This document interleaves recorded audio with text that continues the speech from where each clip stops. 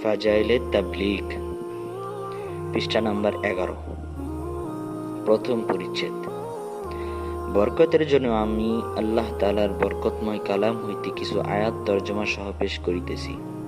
এই আয়াত সমূহে সৎ কাজে আদেশ করা সম্পর্কে তাগিদ ও উৎসাহ প্রদান করা হয়েছে।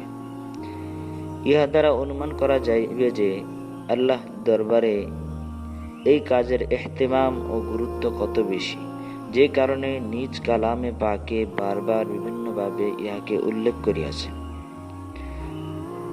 তবে তাবলীগের ফজিলত ও উৎসাহ প্রদান সম্পর্কে প্রায় 60টি আয়াত আমার ক্ষুদ্র নজরে পড়িয়াছে। যদি কোনো সূক্ষ্মদর্শী গভীরভাবে চিন্তা করেন, তবে না জানি এই বিষয়ে তিনি আরো কত আয়াত পাইবেন। সমস্ত আয়াত জমা করিলে কিতাব অনেক দীর্ঘ হইয়া যাইবে বলিয়া মাত্র কয়েকটি আয়াত এখানে পেশ করিতেছি।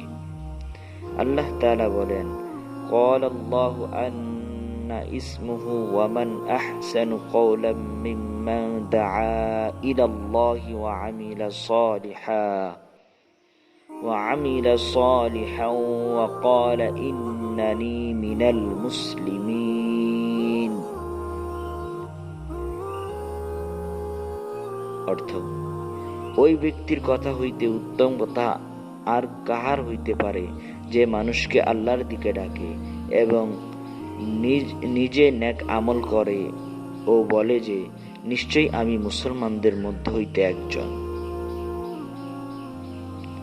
সূরা হামিম সিজদা, আয়াত নম্বর 33, বয়ানুল কুরআন।